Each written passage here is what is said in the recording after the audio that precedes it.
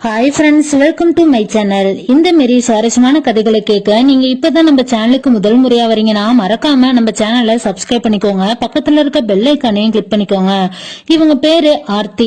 இவங்க இப்பதான் 12ஆம் வகுப்பு படிச்சு முடிச்சுட்டு இப்போதைக்கு வீட்டுல தான் இருந்துகிட்டு இருக்கிறாங்க. மேற்கொண்டு படிக்கிறதுக்கு வசதிகள் பத்தாது. ஏன்னா இவங்க அம்மாவும் இப்போதைக்கு உடம்பு முடியாம 2 மாசமா படுத்த படுக்கையா இருக்கிறாங்க.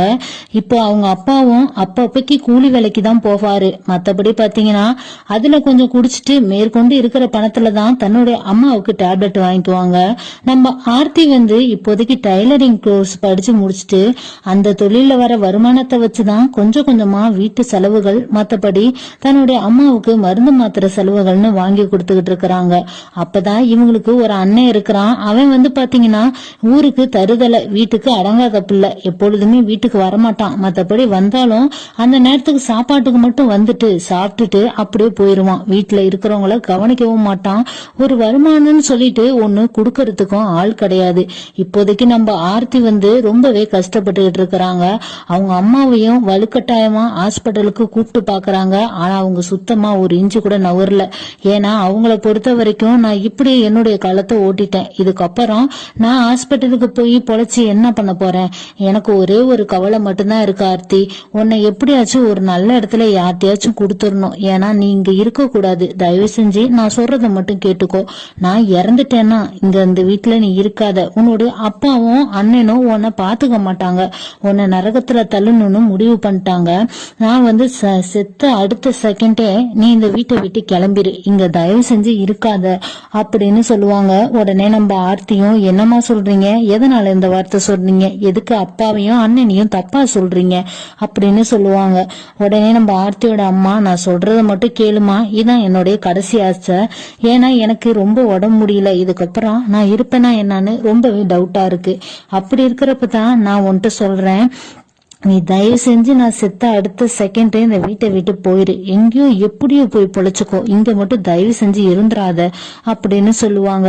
இதெல்லாம் நீங்க தப்பா எடுத்துக்கிட்டு இருக்கீங்கம்மா. நீங்க இன்னும் நல்லா உயிரோட இருப்பீங்க. உங்களுடைய நல்ல எண்ணத்துக்கு நீங்க நல்லா தான் இருப்பீங்க அப்படின்னு சொல்லிட்டு அப்பதான் மருதம்மாலும் ஒரு அம்மா வருவாங்க. நம்ம ஆர்த்தி அம்மாவோட ரொம்பவே அவங்க க்ளோஸ் ஃப்ரெண்டு. எப்பொழுதுமே இவங்க 2 பேரும் சிரிச்சு பேசிக்கிட்டு வேலைக்கு போன டைம்ல எல்லாம் 2 பேரும் ஒன்னா வேலைக்கு போவாங்க. இப்போதைக்கு உடம்பு முடியலாம படுத்த படுக்கை ஆகவும் அவங்க மருதம்மாள் தான் அடிக்கடி இவங்களை பாத்துக்கிறது, மத்தபடி இவங்களுக்கு ஹெல்ப் பண்றது எல்லாமே பண்ணிட்டு இருந்தாங்க.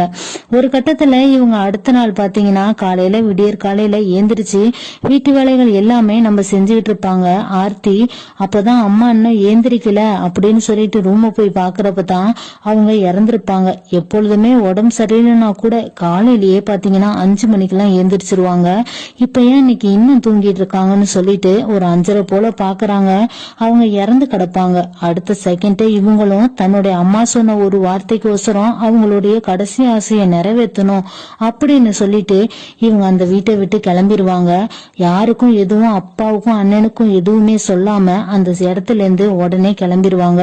அடிக்கடி பாத்தீங்கன்னா இவங்க நினைப்புல ஓடிட்டு இருக்கிறது அம்மாவுடைய இறுதி சடங்குகள் எப்படி முடிஞ்சது என்னமோ அதே நினைப்புலதான் இவங்க ரோட்ல தன்னைத்தானே அறியாம நடந்து போயிட்டு இருக்கிறப்ப ரோட்டை கடக்கணும்னு சொல்லிட்டு எதிர்பாராத விதமா கடக்கிறப்பதான் நம்ம ஆர்த்திக்கு ஆக்சிடென்ட் ஆயிருது. ஒரு கட்டத்துல இவங்க அப்ப பெட்ல இருந்து கண் முடிச்சு பாக்குறப்பதான் இவங்க ஹாஸ்பிட்டல்ல இருக்கிற விஷயமும் தெரியுது. அப்பதான் கண் முடிச்சு பாப்பாங்க. அப்ப அவங்க உள்ள நர்ஸ் பார்த்து, என்னம்மா உனக்கு நல்லா இருக்கா, எப்படி இருக்கிற அப்படின்னு சொல்லி விசாரிப்பாங்க. உடனே இவங்களும், இப்போதைக்கு நான் நல்லா இருக்கேன், என்னை யாரு இங்க கொண்டுட்டு சேர்த்தா அப்படின்னு சொல்லுவாங்க.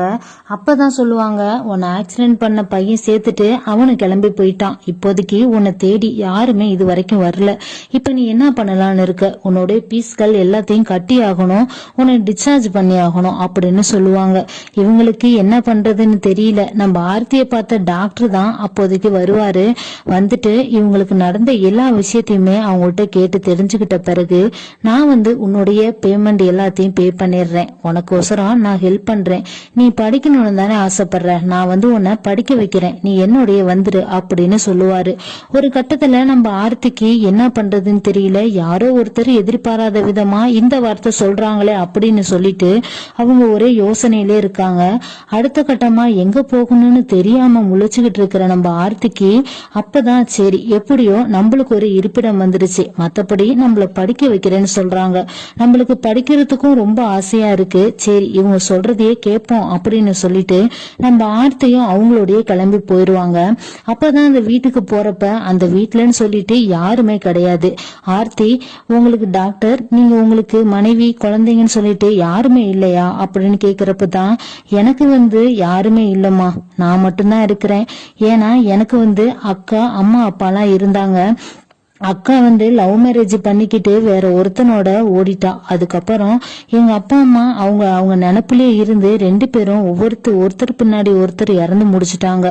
நானு பாத்தீங்கன்னா இருக்கிற சொத்து பத்துக்கள்லாம் கொஞ்சம் விற்று அதை வச்சு எப்படியோ படிச்சுட்டு இருந்த கொஞ்சம் இடத்துலயும் ஒரு ஹாஸ்பிட்டல் கட்டி அதை இப்ப ரன் பண்ணிட்டு இருக்கிறேன்.